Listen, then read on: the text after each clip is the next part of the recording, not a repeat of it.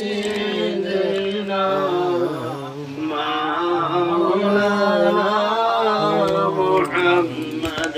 এই দুনিয়া মরিয়া রইবে আমরা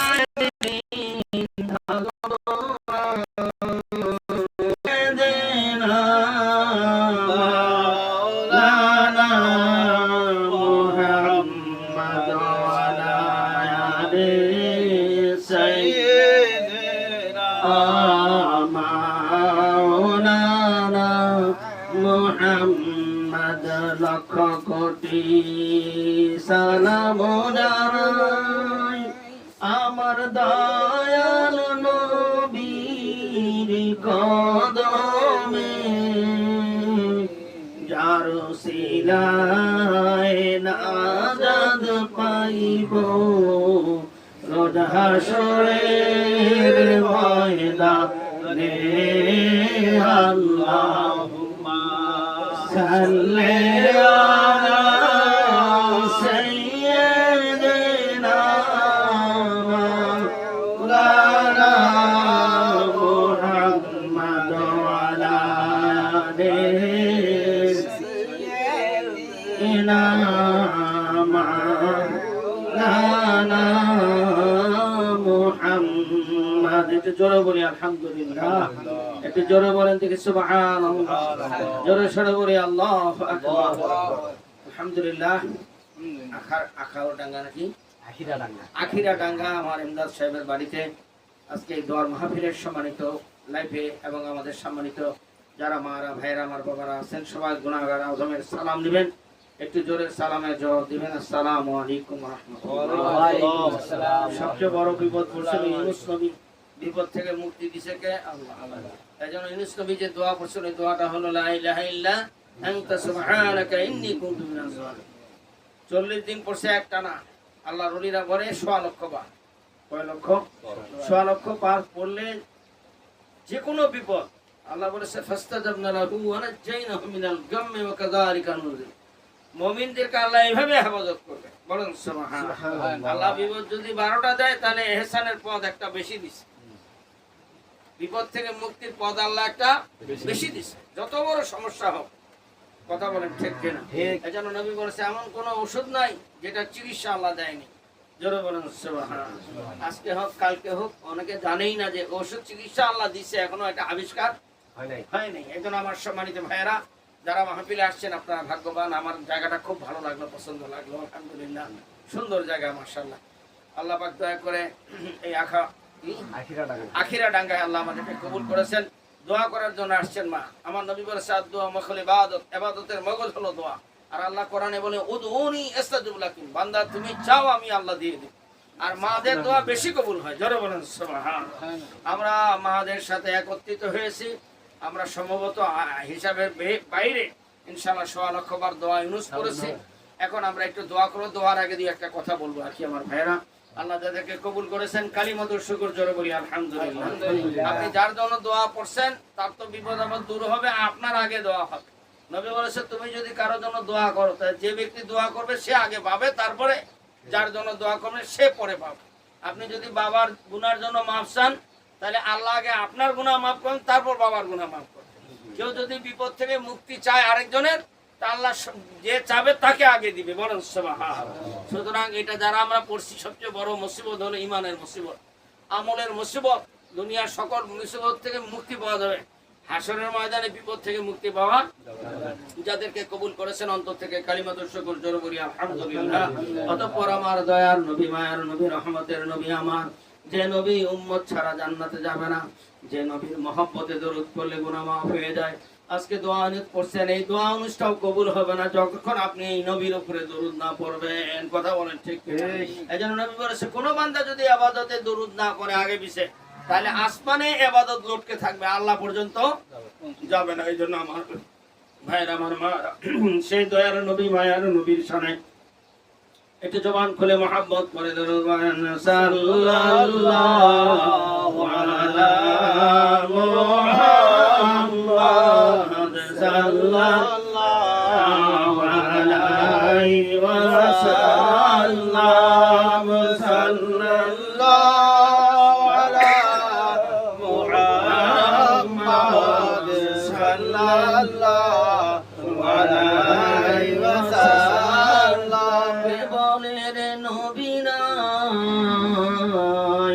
নবী আছে মদিনায়, কে তোরা দেখতে যাবি চল মদিনায়। সাল্লাল্লাহু আলা মুহাম্মাদ, সাল্লাল্লাহু আলাইহি ওয়াসাল্লাম, সাল্লাল্লাহু আলা মুহাম্মাদ, সাল্লাল্লাহু আলাইহি ওয়াসাল্লাম।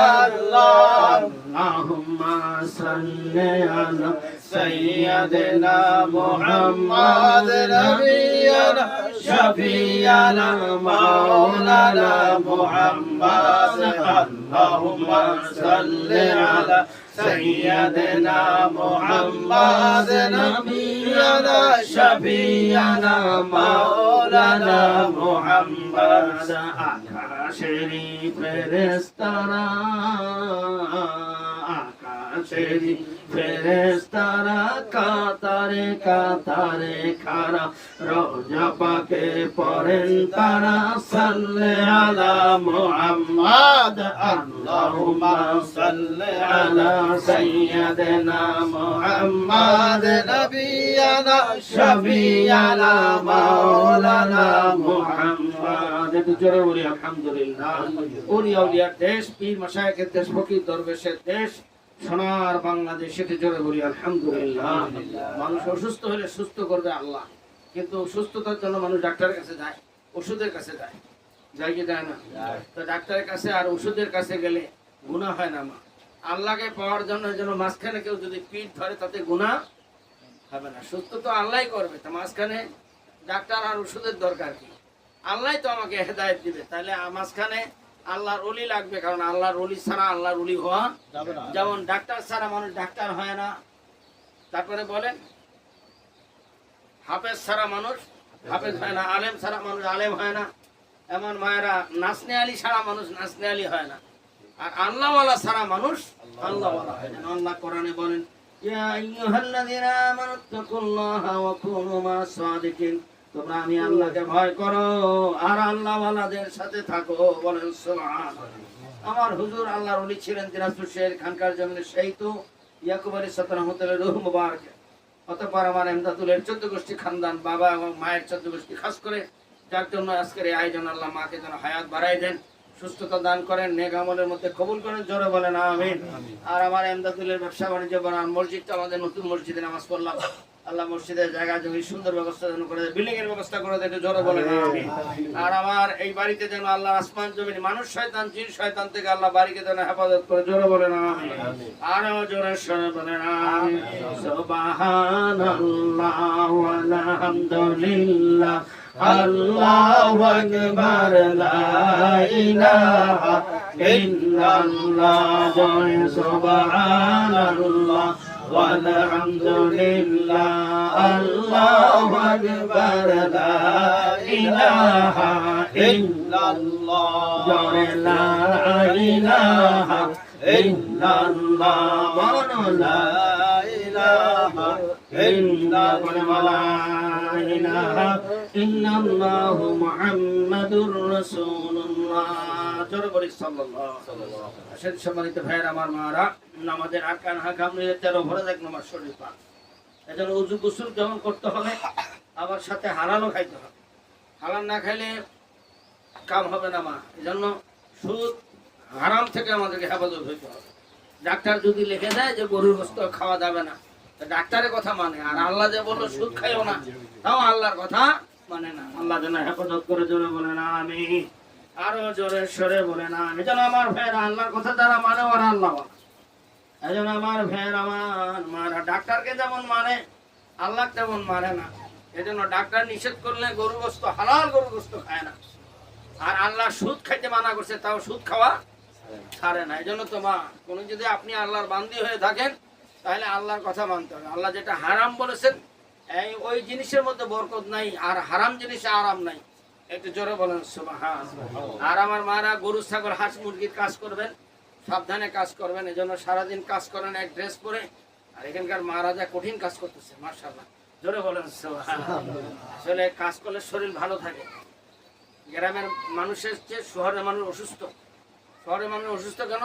কোনো কাম করে না।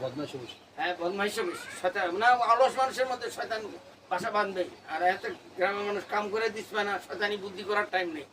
একটু জোরে বলেন সুবহানাল্লাহ। এজন্য কাজ করতেছেন বলে শরীর আল্লাহ ভালো রাখছে না। এজন্য কাম করতে গেলে শরীরটা খেয়াল রাখবেন। কাপড়টা গরু ছাগলের কাছে গেলে কাজ করেন, সারাদিন এক ড্রেস পরেন, আমাদের সময় কাপড় বদলা ফেলেন, তাহলে আর কাপড়টাতে কোনো সন্দেহ থাকবে না। আল্লাহ যেন বোঝার তৌফিক দান করে, জোরে বলেন আমিন।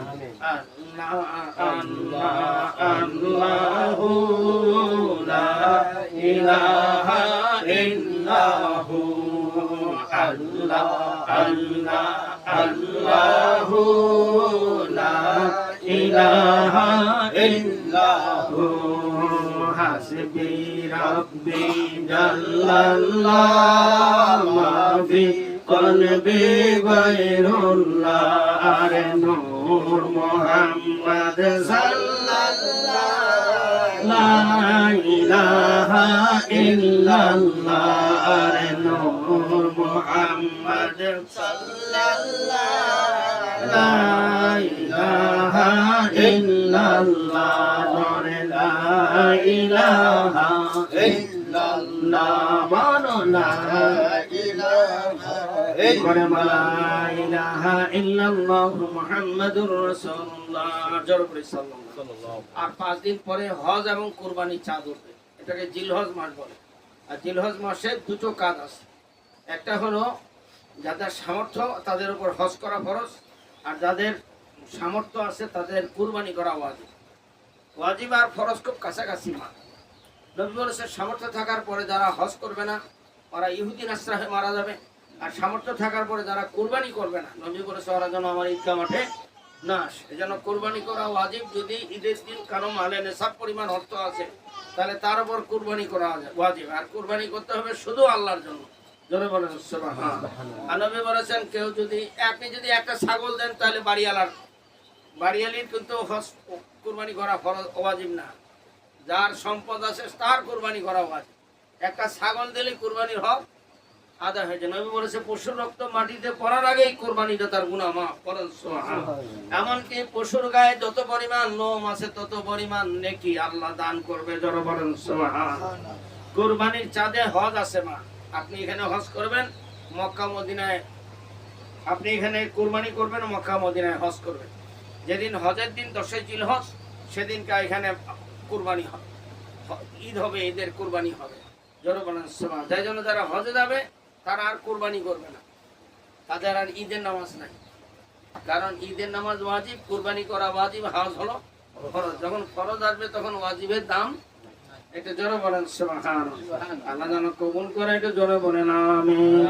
ছেড়ে দে নৌকা মাঝি যাব মদিনা, ছেড়ে দে নৌকা মাঝি যাব মদিনাতে, কান্দে নবী উম্মতের মায়ায়, মদিনাতে কান্দে নবী উম্মতের মায়ায়, ছেড়ে দে নৌকা মাঝি যাব মদিনা, ছেড়ে দে নৌকা মাঝি যাব মদিনা, জোরে বলেন আল্লাহু আকবার। সম্মানিত ভাইয়ের আমার কথা শেষ, এখন দোয়া হবে। তার আগে আপনার কাছে একটা অনুরোধ আমার মা, যে মানুষটা সম্পদের কাছে, টাকার কাছে, ক্ষমতার কাছে, দলের কাছে ঈমান বিক্রি করে বেঈমান হয়ে মারা যায়। এটা জোরে বলেন নাউজুবিল্লাহ।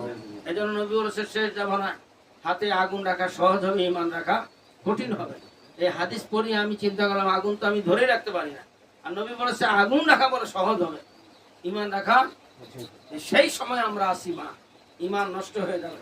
এজন্য নবী বলেছে সকালবেলা ঈমানদার, বিকালবেলা বেঈমান হয়ে মারা যাবে। তার ঈমান নষ্ট হয়ে গেছে, ওর কোনো আমল আল্লাহর দরবারে কবুল হবে না। এজন্য যারা কলেমা পড়ে নেই, আল্লাহকে বিশ্বাস করে নেই, তাদের কোনো আমল নষ্ট, আমল করবে, আমল কবুল হবে না যতক্ষণ ঈমান ঠিক না হবে। এজন্য আল্লাহ যেখানে ঈমানের কথা বলেছে সেখানে আমলের কথা বলেছে। ইন্নাল্লাযীনা আমানু ওয়া আমিলুস সালিহাতি ওয়া তাওয়াসাউ বিল হাক্কি ওয়া তাওয়াসাউ বিস সাবর। হে ঈমানদার, তোমরা ঈমান আনার পরে যারা নেক আমল করবে, এজন্য ঈমানকে মজবুত করতে হবে। আপনি যদি কি বলে ভুট্টার খেতে খেদমত করেন তাহলে ভুট্টা ভালো হবে না। আপনি যদি ধানের খেতে খেদমত ভালো করেন তাহলে ধান, আর ধান দেওয়ার সময় খেদমত করার সময় আল্লাহ হিন্দু মুসলমান খ্রিস্টান দেখবে না, যে খেদমত করবে আল্লাহ তাকেই ফসল দিবে। জোরে বলেন, নাকি হিন্দুর ফসলে ফসল নেই? ধান লাগাইছে না, মুসলমানও লাগাইছে, হিন্দুর ক্ষেত্রে ধান হয় নাই? আল্লাহ দেওয়ার সময় বলেন সবাইকে আল্লাহ দেয়, এটা জোরে বলেন সুবহান। হিন্দুকেও দেয়, মুসলমানকে দেয়। এখন আপনি বলবেন আল্লাহ আল্লাহ হিন্দুরে দিল কে? আল্লাহ তো রেজেকের মালিক, আল্লাহরে না ডাকলেও আল্লাহ সবাই দেয়। এজন্য তো আল্লাহ বলে বান্দা যখন পরিশ্রম করে দেওয়ার সময় নি হিন্দু খ্রিস্টান দেখি না। জোরে বলেন সুবহান। এজন্য আমার আল্লাহ সূরা জুমায় বলেছে তোমাদের নামাজের পরেই তোমরা জমিনে ছড়িয়ে দাও, আমি তোমাদের রেজেক দিয়েছি। জোরে বলেন সুবহান।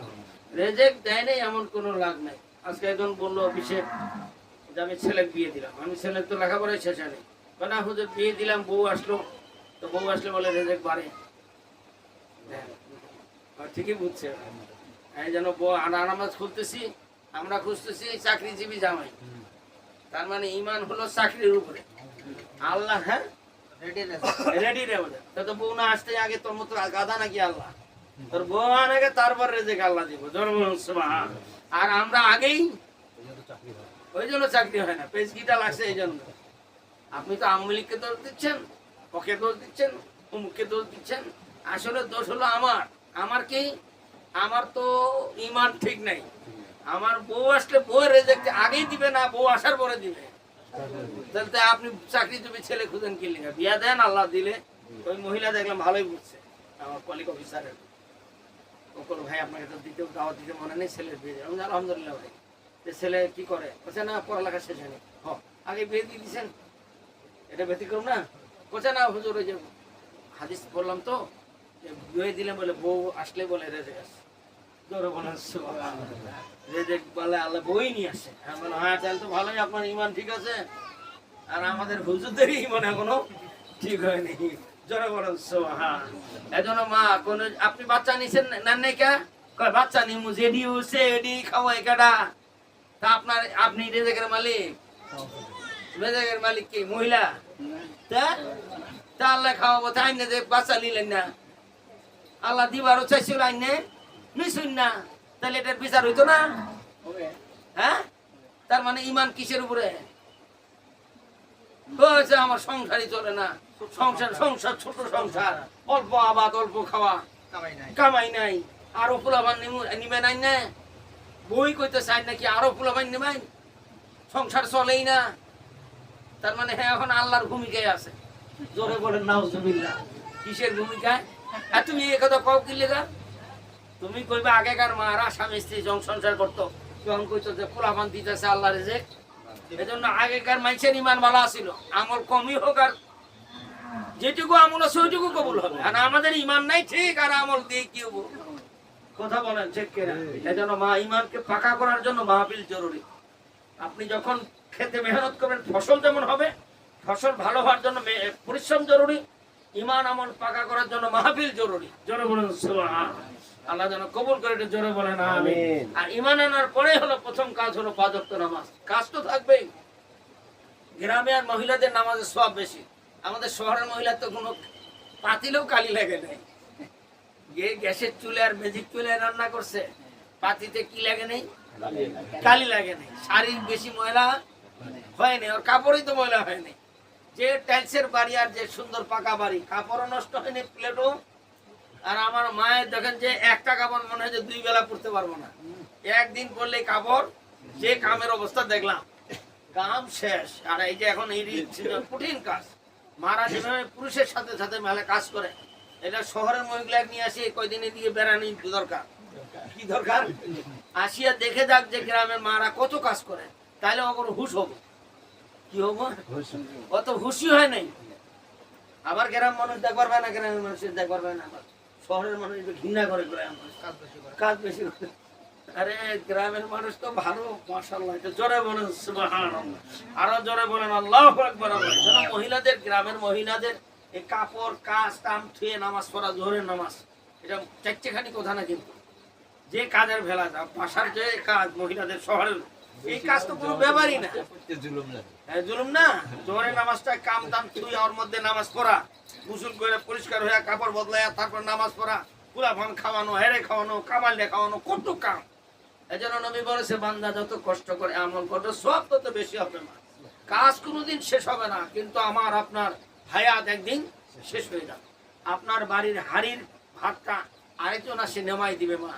আপনি চলে যাওয়ার পরে সংসার বন্ধ থাকবে না, কাজ চলতেই থাকবে। কত সরকার গেল, আওয়ামী লীগ গেল, বিএনপি গেল, এর আগে কত সরকার গেল, বাংলাদেশ শেষ হয়ে গেছে না? আছে বাংলাদেশ আছে। তো মানুষ মনে করে আওয়ামী লীগ চলে গেল বোধহয় দেশ চলবো না। কে চলবো না? আগামী চলে যাবে আরেকটা দল আসবে। এখন তো দল ছাড়াই আছে, এখন কোনো পার্টি নেই।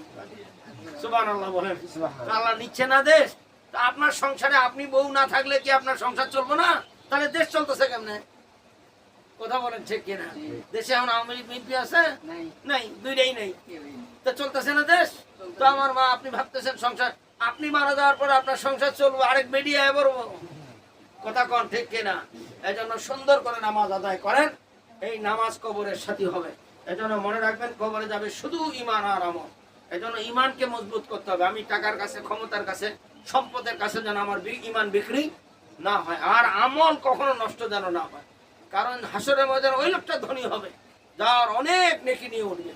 এজন্য নেকি ভারী করার জন্য 4টা কাজ করতে হবে মা। নেকি ভারী হবে আমল নামা। খালি হাঁকাও, আমরা আবাদ করার সময় কোনটা ভাবি যেটার মধ্যে বেশি লাভ হবো, প্রফিট হবে, ওই ব্যবসা করি। তা আপনি যদি ওইটা বুঝে থাকেন, ব্যবসা করার সময় ভাবি কোনটা ব্যবসা করলে লাভ হবে, ঠিক অনুরূপ ভাবে কোন আমল করলে নেকির পাল্লাটা ভারী হবে। নবী বলেছেন 1 নাম্বার হলো লা ইলাহা। আপনি যত জিকির করবেন তত, এখন তো জিকিরই উঠে গেছে। কি উঠে গেছে বললাম? হ্যাঁ জিকির উঠে গেছে।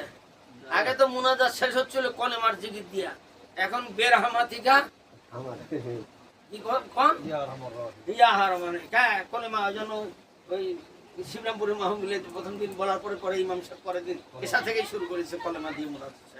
জোরে বলেন সুবহান।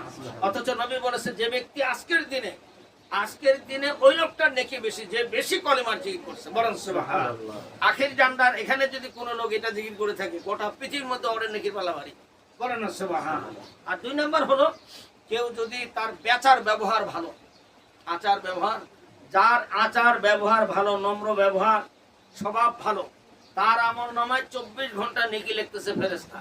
বলেন সুবহান। মানুষের সাথে খারাপ ব্যবহার করেনি, মানুষের সাথে গুতাগুতি। আমাদের সমাজে কিছু মহিলা আছে, এই বাড়ির কথা নিয়ে যায়, ওই বাড়ি নিয়ে যায়, পেঁচ লাগাই দিয়া বাড়ি শুয়ে শুয়ে ঘুমাইতেছে আর হাসতেছে। পেঁচ লাগাই দিছে, কি লাগাই দিছে? এরকম পেঁচ নামা। যে মহিলাটা সুন্দর আচার ব্যবহার, তার আমল নামায় 24 ঘন্টা নেকি লেখা হয়। বলেন সুবহান। এই চরিত্র ব্যাপারে আল্লাহ কোরআনে নবীজিকে বলেছে ইন্নাকা লা খুলিকিল আযীম, সর্বোচ্চ সুবহান আদর্শ দিয়ে আমার আল্লাহ দুনিয়ায় প্রেরণ করেছে। বলেন সুবহান। রাজশাহীর একটা গল্প শুনছিলাম যে এক লোকের গরু, এক লোকের ছাগল পাশের বাড়ির শিম গাছ খেয়ে পড়েছে। কি গাছ বললাম? শিম গাছ। এখন ওই বাড়ির ওই 2 মহিলারই বাড়িওয়ালা নাই বাড়িতে।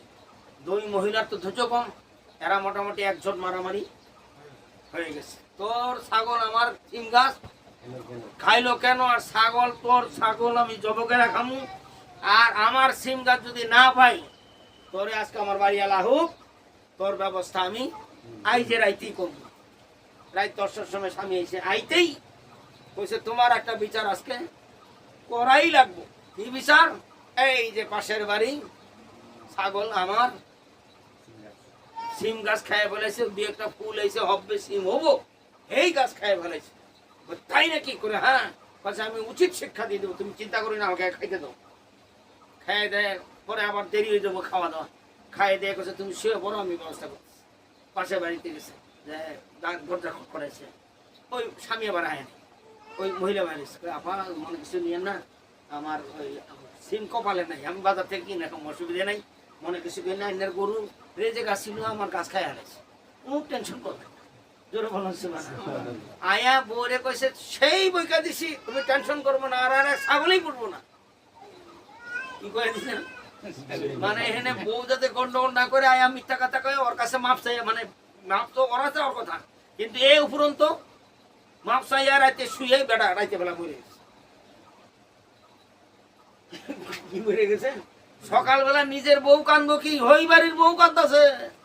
সুবহানাল্লাহ বলেন। কোন বউ, কার বউ কান্দাছে? হই বাড়ির বেটি কান্দাছে। ক্লিয়ার? কয় কাইলি রাতে আমার কাছে মাপ চেয়ে গেল। এখন এই বউ কইছে হ্যাঁ আইয়া কইলো কি একটু গোপন সব বলেন বলেন বলেন। ওই বেটি কান্দাছে কে? যে এটা লোক ভালো বউ কি কয়ে দিছে আর আমার মাপ চেয়ে গেল কান্দাছে ওই বেটি হেলে হেল লাগা। নবী বলেছে এরকম কোন মানুষ সামর্থ্য থাকার পরে যদি কেউ কাউকে মাফ করে, মাফ করে দিচ্ছেন, যতই মারামারি করুক সিম গাছ কি আবার অটোমেটিক হবো না? আবার বীজ গাড়ন লাগবো, আবার সময় লাগবো, তারপর সে নেবো। তো এই জন্য ধৈর্য ধরছে আল্লাহর কাছে, ধৈর্য ধরে নিজের রাগকে কন্ট্রোল করেছে। নবী বলেছেন যে রাগকে যে কন্ট্রোল করতে পারে তোমাদের মধ্যে সবচেয়ে দামি বীর পুরুষ ওই লোকটা যে রাগকে কন্ট্রোল করতে পারে। জোরে বলেন সুবহানাল্লাহ। এজন্য মা যে লোকটার ভালো ব্যবহার, আপনার আম পড়ে যাবে, আম খাবে, ফল খেয়ে ফেলবে, ফলের অনেক কাহিনী হবে, আপনি সবর ইখতিয়ার করেন, ধৈর্য ধরেন, গালাগালি রাগারাগি করিয়েন না, দেখবেন আপনাকে সবাই ভালোবাসবে। বলেন সুবহানাল্লাহ। এরকম মানুষের আমল নামায় 24 ঘন্টা নেকি লেখা হয়। জোরে বলেন সুবহানাল্লাহ। আর 3 নাম্বার আমার ভাইয়ের আমার মারা আফজালে জিকিরে তেলাওয়াতিল কোরআন। কোরআন পড়লে নেকির পাল্লা ভারী। যদি বলেন হুজুর আমি কোরআন পড়তে পারি না, তাহলে যেগুলা সূরা মুখস্থ আছে সকালবেলা ওই সূরা 5টা, ওই সূরা 5টা মুখস্থ করবেন, আবার পড়বেন, শোয়ার সময় আবার পড়বেন, সারাদিনই পড়েন, অসুবিধা নেই। যত পড়বেন প্রত্যেক হরফে 10 নেকি। জোরে বলেন সুবহানাল্লাহ। তার মানে নেকির পাল্লা ভারী করতে হলে বলেন কোরআন তেলাওয়াত করতে হবে। আর 4 নাম্বার নেকির পাল্লা ভারী করতে হলে দাওয়াতের কাজ করতে হবে। জোরে বলেন কিসের কাজ? খানকাহের মধ্যে আপনি মাহফিলে যাবেন, দাওয়াতের কাজ। এই আমার এমদাদুল গত মাসেও গেছিল, আগামী শনিবারে আবার মাহফিলে যাবেন। মাহফিলে গেলে দাওয়াতের কাজে যত মানুষ হেদায়েত হবে, আমি খালি সব পাবো না, যারা অংশগ্রহণ করবে সবাই সব পাবে। বলেন সুবহানাল্লাহ। মানে ব্যবসার কাজে, এটা হলো দিনের কাজের ব্যবসা। এই কাজের সাথে আপনি থাকবেন, যত মানুষ খানকাহের মধ্যে হেদায়েত হবে, আল্লাহ চাইলে আপনার আখিরা ডাঙ্গায় যদি আপনি বাড়ি থাকেন, এখানে শুয়েও থাকেন, তাও আপনি একটা সওয়াব পাবেন। জোরে বলেন সুবহানাল্লাহ। এজন্য দাওয়াতের কাজ করলে 4টা কাজ করলে নেকির পাল্লা ভারী হয়। সবসময় 1 নাম্বার কলিমার জিকির, 2 নাম্বার বলেন আচার ব্যবহার সুন্দর করতে হবে, রাগ করে মানুষের সাথে খারাপ ব্যবহার করা, আর 3 নাম্বার কোরআন তেলাওয়াত করতে হবে, 4 নাম্বার দাওয়াতের কাজে সময় দিতে হবে। জোরে বলেন সুবহানাল্লাহ। টাকা, অর্থ, সম্পদ দিনের কাজে ব্যয় করলে নেকির পাল্লা ভারী হয়ে যাবে। আল্লাহ যেন কবুল করে। জোরে বলেন আমিন। আরো জোরে সরে বলেন আমিন। আমি নবীজির পাগল, আমি মদিনার পাগল, আমি নবীজির পাগল, আমি মদিনার পাগল। মদিনারি ধুলি বালি মোর, মদিনারি ধুলি বালি মোর নয়নের কাজল। আমি মদিনার পাগল, আমি নবী পাগল। আমার জিকির নবী নবী, দু চোখে মদিনার ছবি। আমার জিকির নবী নবী, দু চোখে মদিনার ছবি। তোমার প্রেমে দিতে রাজি, তোমার প্রেমে দিতে রাজি, জীবনের সবই। আমি মদিনার পাগল, আমি নবীজির পাগল। জোরে বলেন আল্লাহু আকবার। কথা শেষ আমার মা। 3 ব্যক্তির ইবাদত হবে না, তার মধ্যে 1 নাম্বার যে ওই স্ত্রীর ইবাদত কবুল হবে না যে স্ত্রী তার স্বামীর অবাধ্য। কি বললাম বলেন দেখি? ওই মহিলার ইবাদত হবে না যে মহিলা স্বামীর অবাধ্য। আর 2 নাম্বার হলো ওই সন্তানের ইবাদত কবুল হবে না যে সন্তানের উপর পিতামাতা নারাজ। কি বললাম বলেন দেখি? হ্যাঁ, সন্তান বলতে বুঝেন তো, সন্তান মেয়েও হতে পারে, ছেলেও হতে পারে। মা, যে সন্তানের উপর পিতামাতা নারাজ, ওর ইবাদত হবে না। আর যে স্ত্রীর উপরে স্বামী নারাজ, ওই মহিলার ইবাদত হবে না। আপনি যতই জিকির করেন, যতই কোরআন পড়েন, যতই তালিম করেন, যতই আল্লাহ আল্লাহ করেন, কাম হবে না যদি আপনার স্বামী আপনার উপর নারাজ থাকে। এই জন্য আমার নবী বলেছেন ওই মহিলা, যে মহিলা, এখনকার মহিলা তো ধরে যে আগেকার মহিলা ধান সিদ্ধ করতো, ধান শুকাইতো, ধান ঢেকিতে পারতো, তারপরে ভাত রান্না। আর এখন ধান শুকানিও নাই, ধান বলেন সিদ্ধ করাও নাই, ধান ঢেকিতে বানানো লাগে। এখন আর ঢেকি নাই মা, আগেকার মারা কষ্ট করে রান্না করছে, ধান সিদ্ধ করছে সকালবেলা বিরাট বিরাট হাঁড়িতে, তারপরে খেরের চুলা দাও দাও করে জ্বলছে সকালবেলা ভোরবেলা একদম, নাকি আমি বাড়াই বললাম। এই ধান শুকাইতে দিছে, শুকাইছে, তারপরে ঢেকিতে ছাড়ছে, তারপর নি ভাত খাইছে। আর এখন মহিলাদের এগুলা কোনো কাম নাই। তাও আমার মা স্বামীর কাছে তালাক চায়। কি চায়? কয় না আমার তালাক দেন, আমি আর সংসার করতাম না, আমি আপনার সংসার আর করতামই না। এই যে আপনি কইলেন না মা, নবী বলেছেন কোন মহিলা যদি স্বামীর কাছে তালাক চায়, ওই মহিলার উপরে আল্লাহর লানত। ফেরাউনের বিবি আসিয়া স্বামী সংসার করছে মা, কোনদিন স্বামীর কাছে তালাক চায়। কাট্টা কাফের স্বামী এত ধরছে মারছে, তবুও আসিয়া স্বামীর কাছে কি চায় নাই? তালাক চায় নাই। স্বামীর হাতেই মৃত্যু হয়েছে না, জীবন দিয়ে দিয়েছে, তবু ইমান দেয় নাই। আসিয়া এখন জান্নাতে আরামে আছে। আমি বলি নাই, নবী মুহাম্মদ রাসূলুল্লাহ 4 জন মহিলাকে জান্নাতি বলেছেন। নবীজি বলেছেন ফেরাউনের বিবি আসিয়া জান্নাতি। জোরে বলুন সুবহানাল্লাহ। এজন্য সম্মানিত মারা, আমি কথা বাড়াবো না, আপনাদের সবার কাছে অনুরোধ, স্বামী যেমনই হোক, স্বামীর আনুগত্য করা এটা ইবাদত।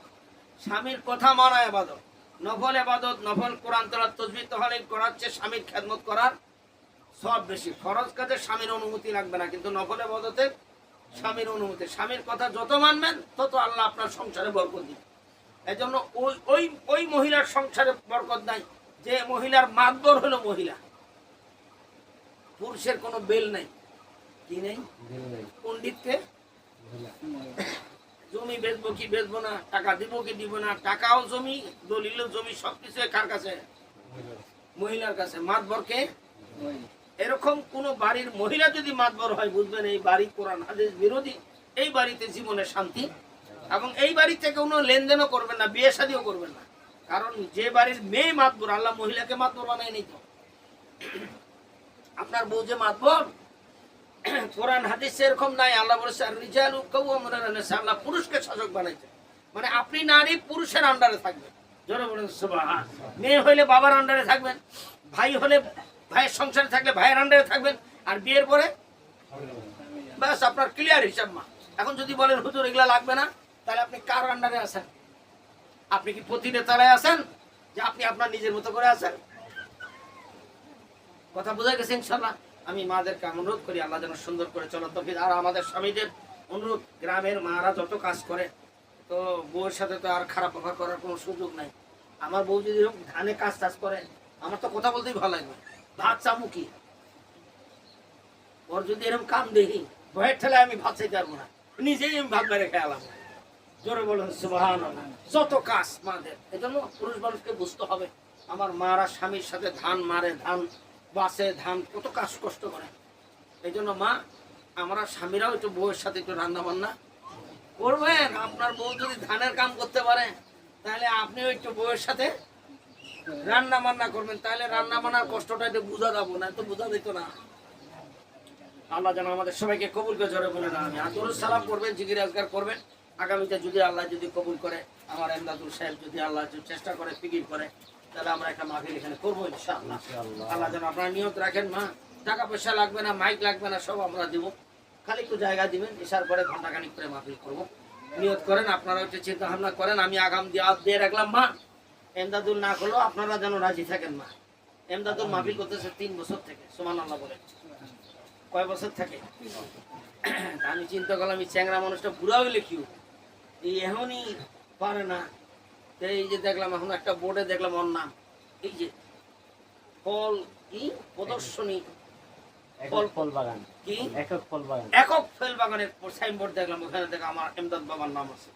তাই আমি বললাম এইটা তো সময় ঠিকই পাইছে, এটা বিরাট দিনের কাজে। মাহফিলে তো এমদাদকে সারাদিন করতে হবে না, হয়তো একটু বিষাইতে হবে, মানুষকে 2টা দাওয়াত দিতে হবে। তো একটু জোরে বলেন সুবহান। আল্লাহ যেন সবাইকে কবুল করে। জোরে বলেন আমিন। ইয়া রাসূলুল্লাহ ইয়া হাবিবাল্লাহ ইয়া রাসূলুল্লাহ ইয়া হাবিবাল্লাহ ইয়া রাসূলুল্লাহ ইয়া হাবিবাল্লাহ ইয়া রাসূলুল্লাহ ইয়া হাবিবাল্লাহ। তুমি জীবন তুমি মরণ আধার ঘরে, তুমি আপন, তুমি জীবন, তুমি মরণ আধার ঘরে, তুমি আপন, তুমি মোদের পারের তরি, তুমি মোদের পারের তরি, তুমি নিধনে তরানেওয়ালা, ইয়া রাসূলুল্লাহ ইয়া হাবিবাল্লাহ ইয়া রাসূলুল্লাহ ইয়া হাবিবাল্লাহ, তুমি মোদের আশার আলো, তাই তো তোমার বাসি ভালো,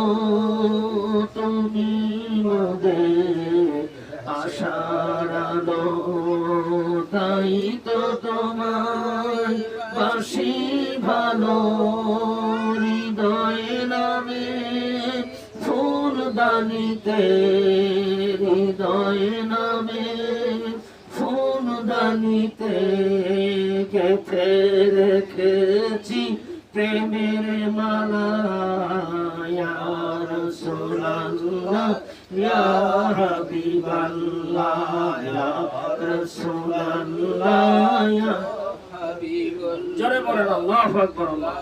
মানুষ যখন জিকির করে তখন শয়তান পালায়, এটা জোরে বলেন সুবহানাল্লাহ। আযান শুনলে যদি শয়তান পালায়, আযানের আওয়াজ যতদূর যায় ততদূর থেকে শয়তান, তাহলে আল্লাহর জিকির শুনলে মানুষ শয়তান, এজন্য শয়তান যখন থাকবে তখন নামাজ, রোজা, হজ, যাকাত, পর্দা, প্রশিদা কোনোটাই ভালো লাগবে। আর যখন জিকির করতে করতে শয়তান পালা যাবে তখন ভালো কাজ ভালো লাগবে। কথা শেষ। আর তওবা করলে গুনাহ মাফ হবে। গুনাহ আমাদের আছে অনেক, মা হিসাব সারা গুনাহ। এমন একটা দিন নাই যেই দিনে আমাদের নামাজ কাজা হয় না, অথচ এমন একটা দিন নাই যেই দিনে আমরা গুনাহ কাজ করি না। কত গুনাহ, একটা দিন নাই যে একটা নেক আমল করিনি। এই জন্য তো আমার ভাইয়েরা নেকির পাল্লার চেয়ে বদির পাল্লা ভারী হয়ে গেছে। তবে কোনো বান্দা যদি তওবা করে, গুনার পাল্লায় যত গুনাহ আছে সব গুনাহগুলো নেকিতে পরিবর্তন হয়ে যাবে। বলেন সুবহানাল্লাহ। এজন্য তওবা করলে আল্লাহ মাফ করে। মা আল্লাহ দয়ার সাগর, আল্লাহ এত কঠিন না। আল্লাহ বান্দা জানে আল্লাহ বান্দা ভুল করবে। কোন বান্দা যদি আস্তাগফিরু রাব্বাকুম তওবা করে ফিরে আসে, আল্লাহ বলে আমি বান্দার গুনাহ মাফ করে দেই, আর আমি গুনাহ মাফ করতেই ভালোবাসি। জোরে বলেন সুবহানাল্লাহ। এজন্য আমার এখানে মেহমানরা আছেন, বগুড়া থেকে মৌলানা শামিয়া সুলতান আসছেন, ঢাকায় খেরানি আমার বাচ্চু বাবা আছেন, গোলাপগঞ্জ বীরগঞ্জ থেকে আমার শাহিনুর আব্বা আসছেন। আমরা সবাই একটু তওবা করবো। মারা মাথার ঘুমটা দিয়ে চোখ বন্ধ, সবাই বড় করে মাথার ঘুমটা দিয়ে চক্ষু বন্ধ করে মনের মাঝে ডুবে যায় আল্লাহ, বাইরে চক্ষু বন্ধ করেছি মাওলা, সত্যি সত্যি একদিন আমার এই চোখ বন্ধ হয়ে যাবে। জীবনে কত গুনাহ করেছে, আমার মতো গুনাহগার পাপী আর কেউ নাই মাওলা, এমন কোনো গুনাহ নাই করি নাই আল্লাহ। কখন জানি ডাক আসবে জানি না মাওলা, একটা গুনাহ নিয়ে কবরে গেলে কবরের মাটি ছাড়বে না মাওলা। কবর কঠিন জায়গা, কত মানুষ গেল, যারা গেল তারা আর ফিরে আসলো না। আমিও চলে যাব, সবাই 2 দিন 3 দিন 1 বছর 2 বছর পরে সবাই আমার কথা ভুলে যাবে রে মাওলা। এই সংসারের মায়া, বাড়ি ঘর, টাকা পয়সা সব ফেলে 3.5 মাটির ঘরে শুয়ে যেতে হবে মাওলা। জীবন জিন্দেগানির সমস্ত গুনাহ নিয়ে তওবা করি মাওলা, আমাদের তওবা কবুল করে নেন। আস্তাগফিরুল্লাহ রাব্বি মিন কুল্লি যামবিন ওয়া তুব। কবরে মা জীবনে যত গুনাহ করেছি মাওলা ক্ষমা করে দাও, ইচ্ছা অনিচ্ছা খেয়ালে বেখেয়ালে ছেড়ে ইবাদতে সগীরা কবিরা। আস্তাগফিরুল্লাহ রাব্বি। দুঃখিনী মায়ের গুনাহ, বাবার গুনাহ, আত্মীয় স্বজনের গুনাহ, আমার এমদাদের বাবার 14 গোষ্ঠী খানদান, মায়ের 14 গোষ্ঠী খানদানের গুনাহ মাফ করে। যে মারা কষ্ট করে সকাল থেকে পড়তেছে মাওলা, সেই প্রত্যেকটা মায়ের গুনাহগুলো মাফ করে দেন। আস্তাগফিরুল্লাহ রাব্বি। আল্লাহ মিন কুল্লি যামবিন ওয়া তুব ইলাইহি, লা ইলাহা ইল্লা আনতা। সবাই কয়বার পড়ে লা ইলাহা ইল্লা আনতা সুবহানাকা ইন্নী কুনতু মিনাজ জালিমিন, লা ইলাহা ইল্লা আনতা সুবহানাকা ইন্নী কুনতু মিনাজ জালিমিন, লা ইলাহা ইল্লা আনতা সুবহানাকা। আল্লাহ তুমি কারকে বালা মুসিবত, ইমানের মুসিবত দূর করে দেন। অসুখ বিসুখ বালা মুসিবত, আল্লাহ সংসারে বালা মুসিবত, আল্লাহ আমার এমদাদুল মায়ের আল্লাহ সকল সমস্যা দূর করে দেন। হায়াত বাড়ায় দেন, হায়াতে তওবা দান করেন। লা ইলাহা ইল্লা আনতা সুবহানাকা। লাই বাড়ির সমস্ত বালা মুসিবত, আসমানে বালা আসমানে, জমিনে বালা জমিনে দখল করে দেন। আমার এমদাদকে জামানার উনি বানায় দিবেন আল্লাহ। লা ইলাহা ইল্লা আনতা সুবহানাকা। আল্লাহ কষ্ট করে আয়োজন করেছে মাওলা, আল্লাহ দয়া করে আমার মা গুলাকে